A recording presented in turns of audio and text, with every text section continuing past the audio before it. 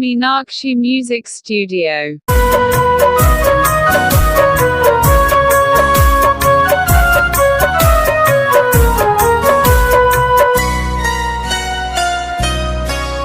जहाँ डाल डाल पे सोने की चिड़िया करती है बसेरा। ओ भारत देश है मेरा, ओ भारत देश है मेरा। जहाँ डाल डाल पे सोने की चिड़िया करती है बसेरा। ओ भारत देश है मेरा, ओ भारत देश है मेरा।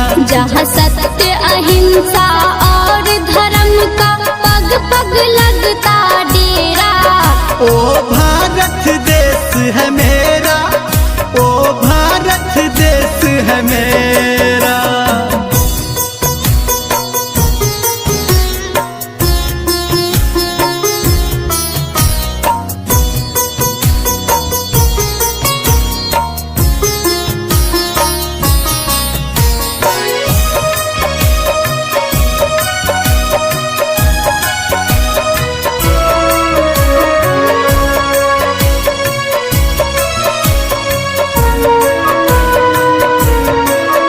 ये धरती वो जहाँ ऋषि मुनि जपते प्रभु नाम का माला।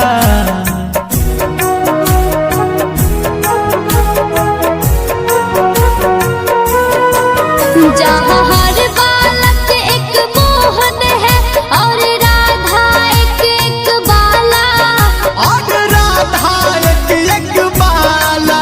जहाँ सूरज सबसे पहले आकर डाले अपना डेरा।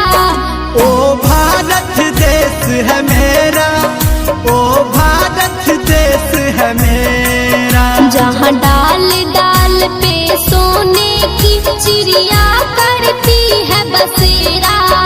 ओ भारत देश है मेरा, ओ भारत देश है मेरा।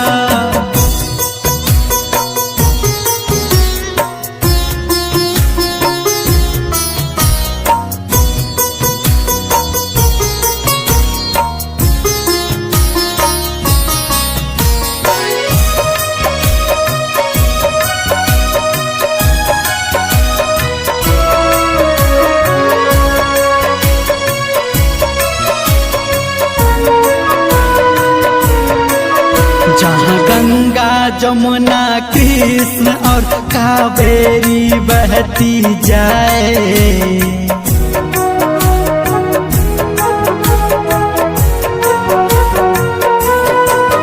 जहाँ उत्तर दक्षिण पूरब पश्चिम को अमृत पिलवाए। ये अमृत पिलवाए। कहीं ये जल फल और फूल उगाए, केसर कहीं बिखेरा। ओ भारत देश है मेरा, ओ भारत देश है मेरा। जहाँ डाल डाल पे सोने की चिड़िया करती है बसेरा। ओ भारत देश है मेरा, ओ भारत देश है मेरा।